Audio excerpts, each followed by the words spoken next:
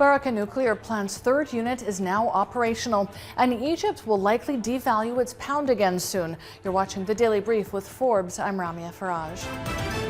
The third unit of the UAE's Barakah nuclear power plant has started commercial operations. The new unit adds a further 1,400 megawatts of zero-carbon emission electricity to the national grid, raising the plant's total capacity so far to 4,200 megawatts. The Barakah facility is now one unit away from realizing the plan to deliver up to 25% of the UAE's electricity requirements. Operated by Nawah Energy Company, Barakah Plant sits in the Dhafra region of Abu Dhabi. Investment Corporation of Dubai, the investment arm of the government of Dubai, has become a full member of the International Forum of Sovereign Wealth Funds. It's a global network of sovereign wealth funds with members from 44 countries.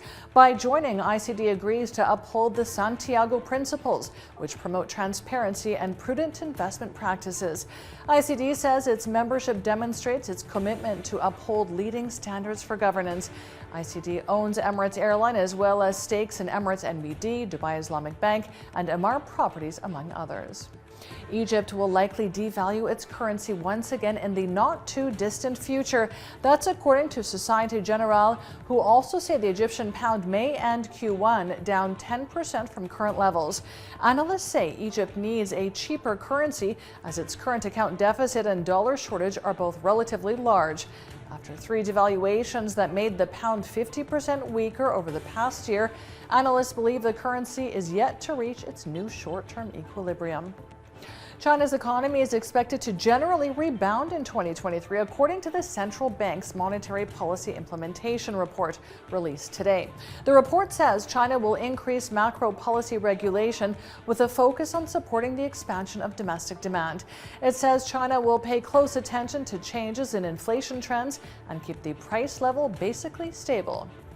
Indian Prime Minister Narendra Modi added his voice today to calls for reform of global lenders like the World Bank. It came as G20 officials gathered in Bengaluru to discuss the continuing damaging effects of the pandemic, the Ukraine war, as well as debt relief for poorer nations reeling from high food and fuel prices. Modi said trust in international financial institutions has eroded. The remarks echoed calls by others for the World Bank to boost lending and widen its remit beyond tackling poverty.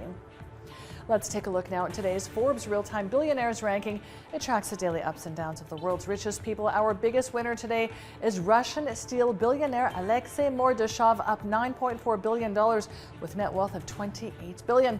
Our second biggest winner today is the head of Nvidia after its share price skyrocketed. Jensen Huang is up $2.6 billion with net wealth of $21.7 billion. And our third place winner is Oracle's Larry Ellison, up $2.5 billion with net wealth of $113.4 billion. Check out our website and our social media for all of the latest Billionaires news. I'm Ramia Faraj. This is The Daily Brief. Thanks for watching. Have a great weekend.